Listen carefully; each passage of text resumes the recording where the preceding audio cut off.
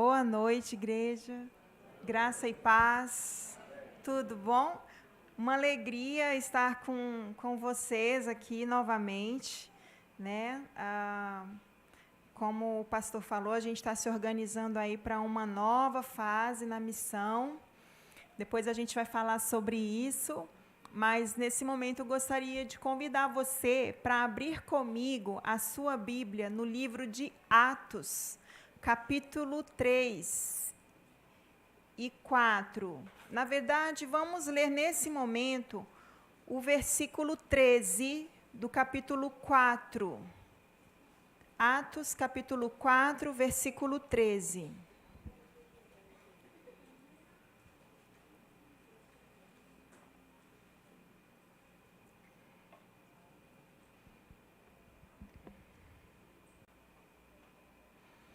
Diz assim a palavra do Senhor: ao verem a intrepidez de Pedro e João, sabendo que eram homens iletrados e incultos, admiraram-se e reconheceram que haviam eles estado com Jesus. Ao verem a intrepidez de Pedro e João, sabendo que eram homens iletrados e incultos, reconheceram que eles haviam estado com Jesus. Você que está com a sua Bíblia física aí, fica com ela aberta, que a gente vai dar uma passeada agora aqui nesses dois capítulos, 3 e 4, porque é importante a gente lembrar do que estava acontecendo aqui, né? Lá no início do capítulo 3, a gente vê ali o cenário, né, onde acontece a cura de um coxo, quando Pedro e João eles estavam indo para o templo para adorar a Deus, e à beira do templo eles veem ali o coxo, então eles param ali o trajeto deles, eles dão atenção àquele coxo, e eles falam então, né? Pedro fala com ele: olha, eu não tenho nem prata nem ouro, mas o que eu tenho eu te dou, e toma, levanta, toma o teu leito e anda. E Deus opera ali um grande milagre, aquele coxo levanta de um salto, se põe em pé e segue eles, vai para dentro do templo louvando e adorando a Deus, e aquele coxo continua atrás deles, e Deus faz ali uma grande obra, e as pessoas veem aquele homem que há anos, há mais de 30 anos, estava naquela condição, e uma multidão começa a seguir, a gente vê ali um reboliço acontecendo, Pedro aproveitando as oportunidades para pregar para a multidão, e aqueles homens, né, Pedro e João, eles vão presos por conta disso, depois eles vão soltos, e aí na segunda parte a gente vai observar o que acontece quando eles são soltos e se reúnem enquanto igreja. E o que eu queria que a gente pensasse nessa noite, em relação ao que está acontecendo aqui, meus irmãos, é o fato de que Pedro, ele não perde a oportunidade que está diante dele. Eles estavam indo para o templo orar, mas no caminho eles perceberam uma situação. No caminho, eles perceberam uma necessidade. E vale lembrar que necessidades, meus irmãos, são oportunidades para a gente estender o reino de Deus. Necessidades não são apenas faltas, não são apenas ônus, necessidades são oportunidades. Guarda isso em nome de Jesus, para a gente estender o reino de Deus. Oportunidades para Deus vir mostrar a sua vontade, o seu poder e glorificar o seu nome. Que Ele nos ajude a olhar para necessidades dessa forma. Seremos uma igreja diferente. E Pedro, ele não perde a oportunidade. Ele está indo para um compromisso, ele está indo para algo pré-estabelecido, mas ele vê no caminho. E ele não ignora. E ele não passa batido, dizendo: a gente está indo ali fazer o que tem que ser feito, depois a gente vem aqui. Não! Ele para e ele olha nos olhos daquele coxo de nascença. Ele olha nos olhos e ele fala, e ele aborda aquele homem, Versículo 4, fitando Pedro juntamente com João, disse: olha para nós. Olha para nós. Ele os olhava atentamente, esperando receber alguma coisa, com uma expectativa. E Pedro fala: olha, de nós mesmos a gente não tem nada para te dar. Mas o que a gente tem, e o que é de mais precioso, a gente te dá. Em nome de Jesus, Cristo Nazareno, anda. E Deus opera uma maravilha ali naquele cenário. Porque um homem sensível ao Espírito Santo decide parar no meio do caminho e observar a necessidade que estava ali do seu lado. Porque um homem sensível ao Espírito Santo não ficou mais preocupado em cumprir com a sua agenda. Esse tipo de coisa acontece quando esse tipo de atitude de coração existe em nós. Que o Senhor plante isso no nosso coração nessa noite, em nome de Jesus. Uma outra coisa muito interessante que o texto, né, que tudo aqui aponta para nós, é o que eles oferecem. Eles oferecem a sua maior riqueza. Eles oferecem a maior riqueza, que é a presença de Jesus, que é o poder de Jesus sobre a vida deles. E é interessante pensar sobre isso, porque quantas vezes nós ficamos limitados em nos dispor para a obra de Deus, porque a gente não tem nada para oferecer, porque a gente não tem recurso, porque a gente não tem ouro nem prata, porque a gente não tem uma roupa legal para ir, porque a gente não tem tantas coisas. Mas as coisas desse mundo não transformam a vida das pessoas. O que transforma é a presença de Deus. E nós temos, está aqui, está aí. Isso é o suficiente para a transformação de vidas. Falamos muito, né, que não adianta falar o Evangelho se a gente está ignorando a fome das pessoas, por exemplo. Não adianta pregar o Evangelho se a gente não leva a cesta básica. Quem já ouviu isso? Eu já ouvi tanto isso. Tem se discutido tanto nos últimos anos na missiologia integral, né? Sobre o cuidado, a assistência ao pobre, ao necessitado. E a impressão que dá é que a gente coloca a presença, a palavra, a salvação, Cristo Jesus em segundo plano. Ele é o que transforma. Ele é o que faz as coisas acontecerem. Todo o resto é secundário. E Pedro nos ensina isso. Esses homens de Deus nos ensinam isso. E um outro fato também muito interessante que acontece aqui depois dessa situação é que Pedro, ele prega para a multidão também, ele não perde a oportunidade. As pessoas veem o que acontece, chama a atenção, porque aquele homem começa a andar e o texto fala que alguns perguntavam entre si, não é esse aquele que vivia, sendo colocado lá na porta do templo? E isso desperta curiosidade, a multidão vai, segue, e Pedro não perde a oportunidade. E dessa vez aqui ele traz de fato a ênfase total para a glória de Deus. É interessante a gente perceber quem eram esses homens. Iletrados e incultos. Eram ninguém na sociedade. Eram mais um. E eles veem ali eles têm ali, a oportunidade de se engrandecerem, de se promoverem, de se fazerem conhecidos. Mas não, eles não falam deles em momento algum. Ele aponta o tempo todo para a glória de Deus, ele não aponta para si mesmo e apenas para Deus. Em nenhum momento ele fala de si, ele conta a história verdadeira, ele apresenta os fatos, ele prega a palavra. Assim como o Espírito Santo tem esse papel na Trindade de apontar para o Pai, de apontar para o Filho, né, o Espírito, eu tenho pensado, né, no Espírito Santo, porque recentemente eu ouvi uma frase de que ele é a Trindade, ele é a Cinderela da Trindade.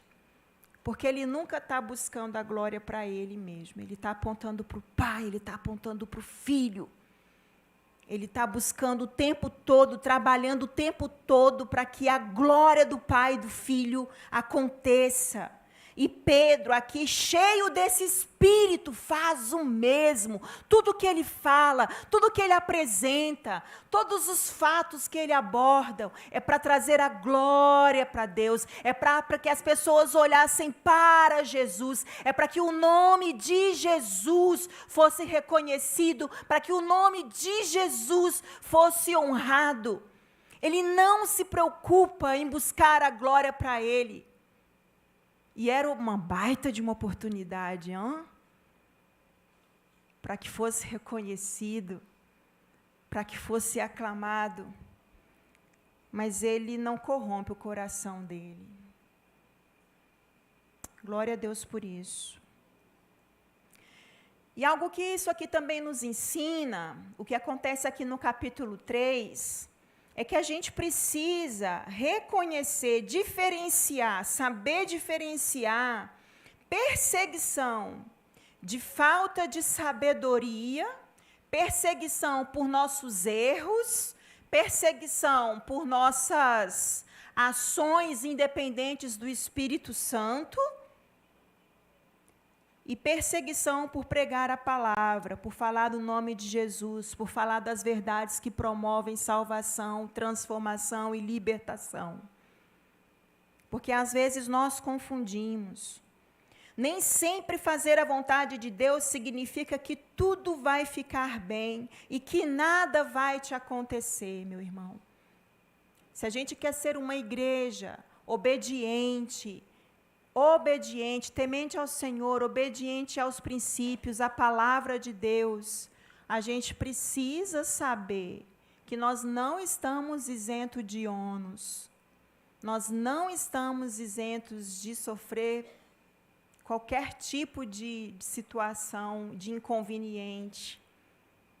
Nem sempre, meus irmãos, obedecer a Deus é sinônimo de uma vida isenta de prejuízos. E a gente precisa lembrar disso. Porque temos estado muito mal acostumados, falando, afirmando constantemente, de que se fizer a vontade de Deus, vai dar tudo certo. Eu ouvi demais isso. E já ouvi até que, não, se está sofrendo, se deu errado, é porque desobedeceu a Deus. A gente precisa olhar mais para as Escrituras e nos lembrar de que nem sempre as coisas são assim. Sofrimento não tem nada a ver com desobediência. Às vezes ele vai acontecer porque obedecemos. E está tudo bem. Não estou falando que a gente tem que buscar orar por sofrimento, não, tá, meus irmãos? Por favor, não me entendam errado. Mas a gente precisa ficar atento às verdades que estão aqui. Se a gente quer ser uma igreja missional, se a gente quer ser uma igreja que proclama a palavra de Deus, que vive a verdade do Evangelho, que aponta para Jesus, tudo que a gente faz, nós precisamos saber que coisas ruins, que inconvenientes podem acontecer. E aí, nós vamos parar? Nós vamos desistir? Pois, esses homens aqui não pararam, não. É engraçado, né? Lá na comunidade, onde vocês sabem, né, gente? A Jocum está lá no Flechal 2, né? E aí, não sei quantos de vocês moram em comunidade, mas parece que tem momentos que existe uma competição, uma batalha de quem tem o som mais alto. E aí vai de todos os gostos, pessoas de todas as idades, aquela coisa eclética, né? Aí até a igreja entra na batalha também, às vezes. É incrível, vocês não têm noção. Vocês não têm noção, gente, do que eu estou falando. Eu estou acompanhando aqui com a missionária Oxaene, ela mora lá no miolo mesmo do Flechal, lá embaixo. Ela sabe do que eu estou dizendo, né, Xaxá? Ela sabe. Mas todo mundo ouve o som daquele jeito. E aí vai lá um irmão abençoado, crente, coloca aquele louvor mais pentecostal, 10, 11 horas da noite, lá no talo. E aí acontece de alguém ir lá conversar com esse irmão, ou até chamar a polícia, ou o pessoal do movimento, como, né, para ir lá pedir o irmão para baixar o som.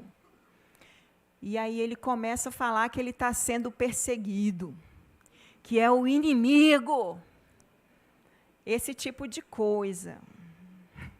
Então, não vamos confundir o incômodo, perseguição, né? Algumas coisas batendo na nossa porta por falta de sabedoria, por agirmos independente do Espírito Santo, com, de fato, viver e fazer a vontade de Deus. Um mero exemplo, mas eu acho que isso amplia aí, né, o nosso entendimento sobre o que estamos falando. Algo que também podemos, né, ser encorajados com esses irmãos aqui, é o que está lá no versículo 8, né, do capítulo 4, quando Pedro, cheio do Espírito Santo, lhes disse, né, quando eles são levados ao sinédrio, e Pedro fala, autoridades do povo, anciãos, visto que hoje somos interrogados a propósito do benefício feito a um homem enfermo, e de modo, porque ele foi curado, nós estamos sendo interrogados. Porque uma coisa boa aconteceu, nós somos interrogados. Ele não nega a palavra de Deus, ele não dá um jeitinho, ele não fala, não, nós não fizemos nada demais. Não, ele confronta os fatos com a verdade, com os próprios fatos, com o que está acontecendo. A gente vê aqui constância na palavra, a gente vê aqui convicção. A gente vê ele aqui afirmando, vocês estão nos prendendo por causa do nome de Jesus. Eles não negam o Senhor, eles não perdem a oportunidade e o foco, independente das circunstâncias. Não é porque eles são interrogados, porque eles são levados diante do sinédrio, das autoridades para serem confrontados, que eles mudam o plano, que eles pegam atalhos. Não, a gente vê aqui firmeza, a gente vê aqui convicção, a gente vê aqui completa ciência do que Deus estava fazendo e agindo.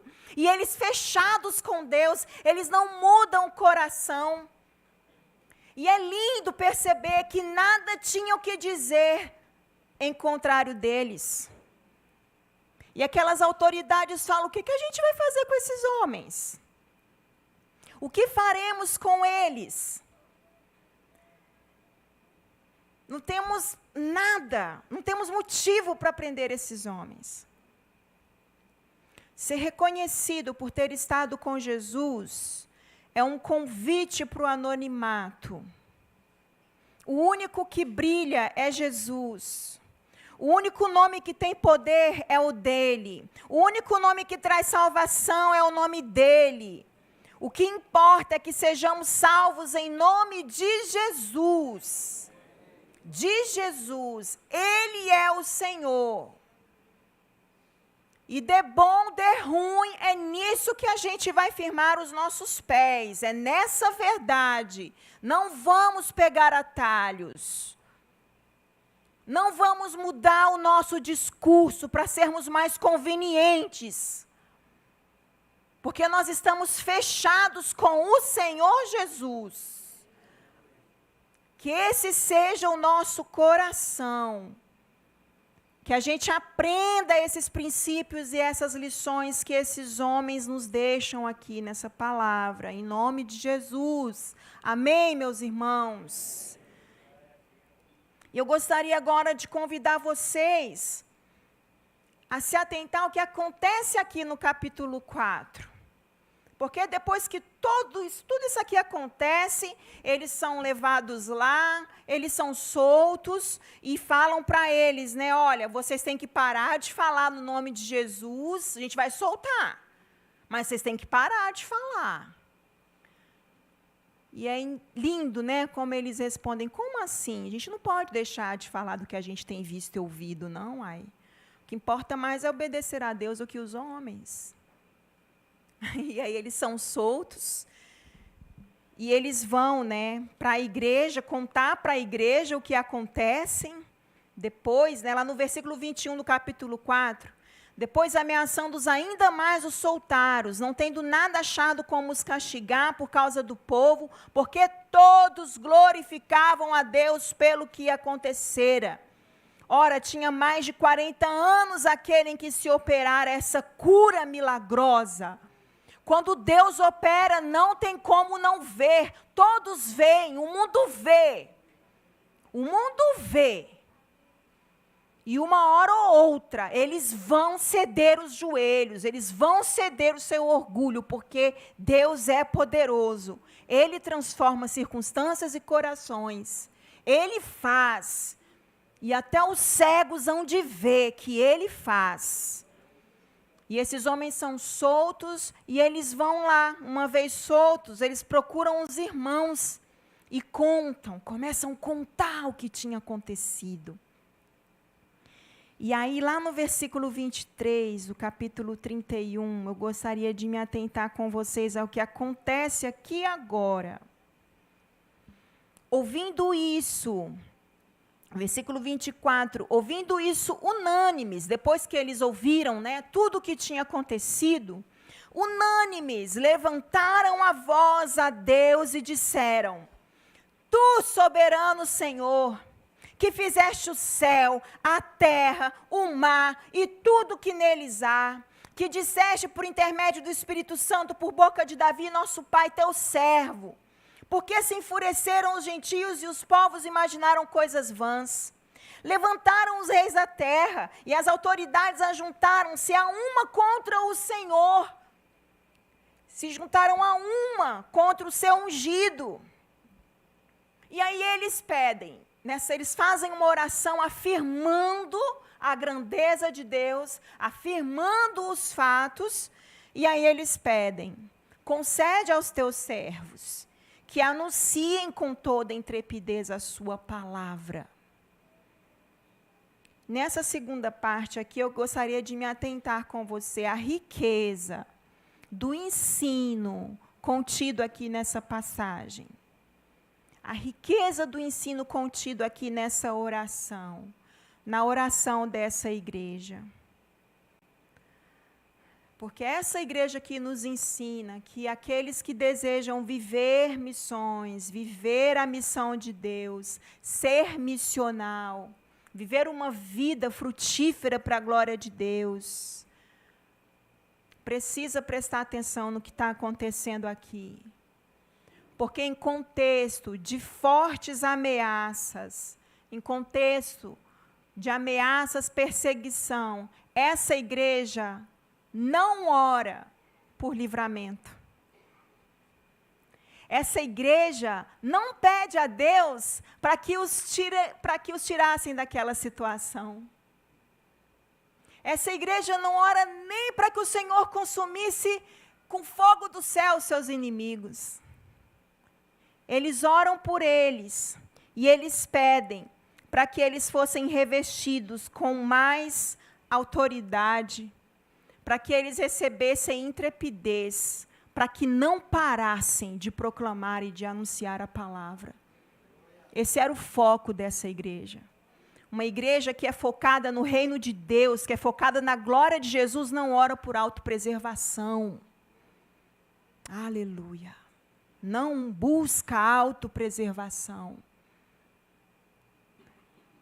Uma igreja que busca viver a missão de Deus tem consciência de que a nossa glória, de que a nossa riqueza não está nesse mundo, mas é sobre o reino, é sobre a eternidade, e está disposta a dedicar a sua vida a isso, a pagar o preço para isso, a viver o prejuízo para que isso aconteça, para que o reino venha. E eles falam agora: ó Senhor, Olhe para as ameaças que a gente tem sofrido e concede aos teus servos que anunciem com toda intrepidez a tua palavra. Eles não pedem, concede aos teus servos que sejam livrados dessa situação, que sejam vistos como invisíveis quando estiverem passando no meio dos inimigos. Gente, eu já orei tanto assim para que Deus, um adendo, né? Em muitas situações, alguns lugares, né, que a gente vai, perigoso, às vezes chega tarde, você vê a situação, Senhor, faz aquelas pessoas ficarem cegas para que eu passe e ninguém me veja. Quem já orou assim? Eu já orei várias vezes. E, gente, Deus já me livrou tanto, deu certo. Mas, que tenhamos mais coragem. Coragem o suficiente para dizer, Senhor, que quando eles me vierem, independente do que fizerem comigo, eu consiga testemunhar quem Tu és. Independente do que fizerem comigo, independente do que levarem de mim, eles saibam que o Senhor é o Deus, o único Deus vivo e verdadeiro. Em nome de Jesus. Porque é assim que essa igreja aqui ora. E eu tenho muito que aprender com eles, acredito que vocês também, meus irmãos, a gente precisa aprender com essa igreja. A orar para que o Espírito Santo nos encha, para orar, para que o Espírito Santo nos capacite a fazer as orações que estão no coração de Deus.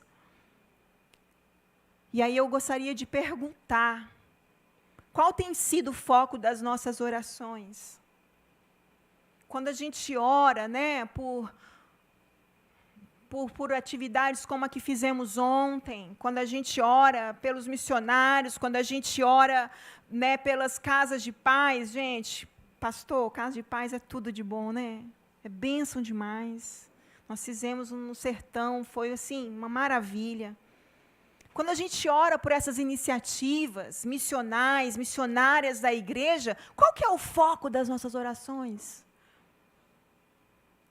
Em nome de Jesus, eu quero te convidar a prestar atenção nas nossas orações, prestar atenção no que a gente tem orado. Porque quando a gente prestar atenção, a gente vai se dar conta de que nós temos orado muito por autopreservação. Temos orado mais por nós, para que o Senhor nos livre do ônus e do prejuízo, do que por qualquer coisa.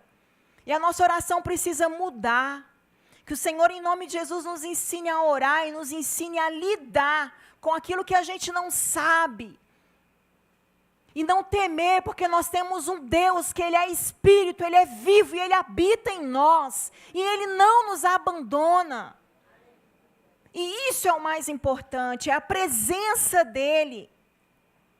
Mas quão disposto a gente está de orar para aprender a viver essas coisas como essa igreja? Será que existe disposição no nosso coração? Que o Espírito Santo possa nos sondar.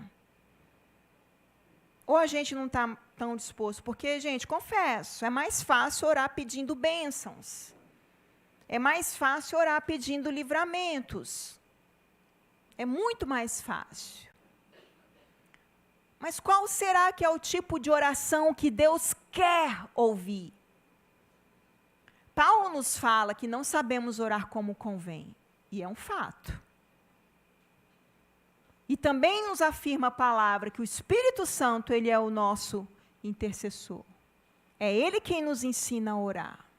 É Ele quem nos ensina a fazer as orações que estão no coração do Pai. E mais um encorajamento que eu quero deixar aqui para cada um de nós. Quando formos orar, vamos pedir o Espírito Santo para que nos guie em oração. Para que façamos as orações que o Pai deseja ouvir, que o Filho deseja ouvir. Porque se a gente quiser, meus irmãos, ser anônimos de Deus, que façam diferença nesse mundo, a gente precisa aprender a orar com essa igreja de Atos 4. A gente precisa aprender a orar. Porque são vários os motivos. Um deles, por exemplo, é que os lugares mais difíceis de serem alcançados hoje pelo Evangelho, os maiores desafios missionários hoje estão nos lugares e nos contextos mais difíceis que você possa imaginar. E o Evangelho só vai chegar nesses lugares se tiverem pessoas dispostas de orar como essa igreja orou.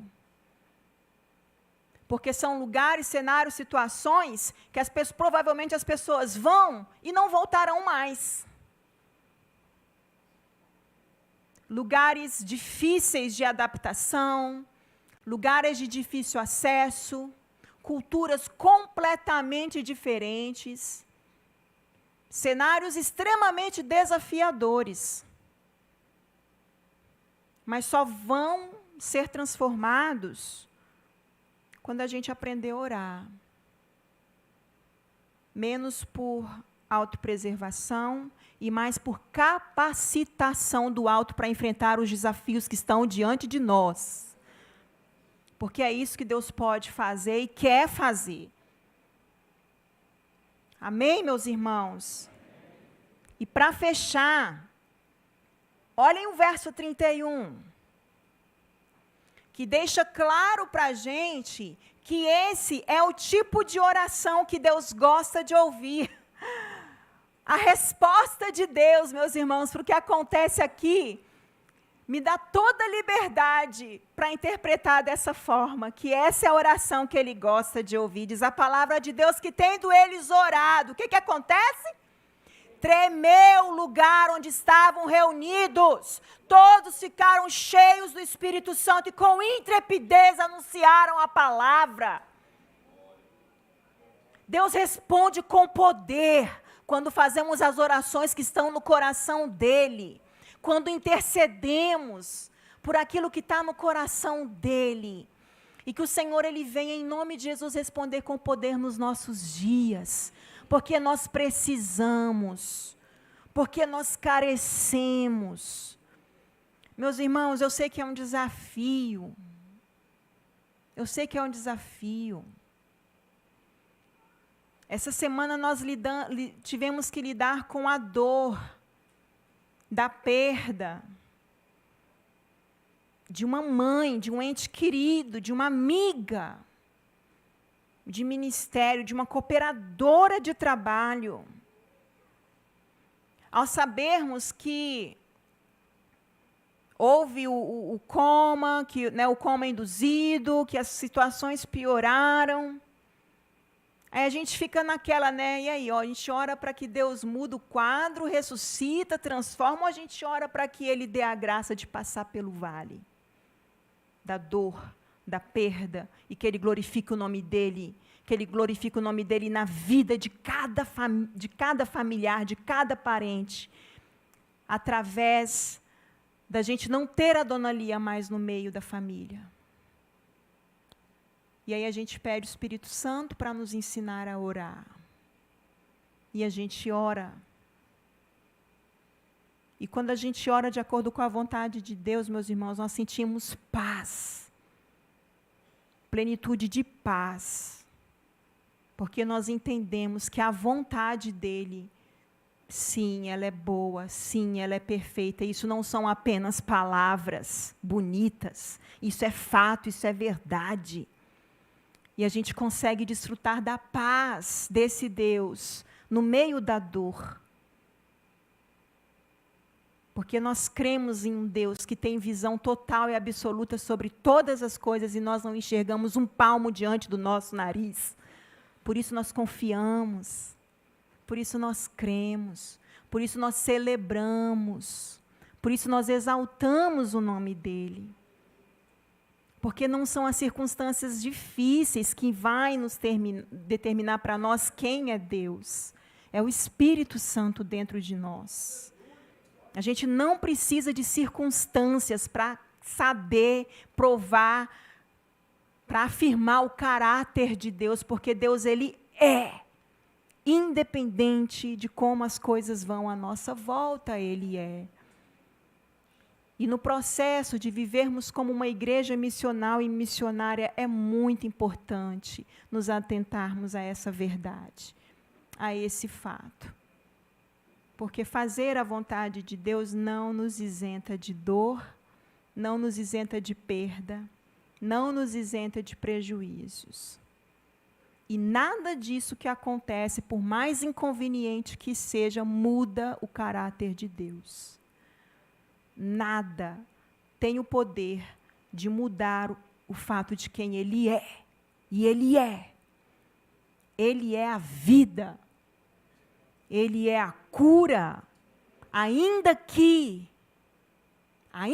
a cura não venha, ainda que a cura não aconteça, Ele é. E Ele vai fazer se Ele quiser. Para o bem que Ele apraz, para o cumprimento do propósito que Ele é teu. E a gente precisa entender isso quando a gente se coloca na dispensação de sermos parceiros de Deus na sua missão. Que sejamos parceiros de Deus na missão dele com esse entendimento. Em nome de Jesus. Amém, igreja? Era essa palavra da parte do Senhor que eu gostaria de compartilhar com vocês hoje. E minha oração mesmo, Espírito Santo, é para que o Senhor cultive essa palavra no coração da sua igreja e ministra, Senhor, aonde, por todas as minhas limitações, eu não consegui chegar, que o Senhor chegue e que essa palavra dê fruto e glorifique o teu nome. Em nome de Jesus. Amém. Aleluia.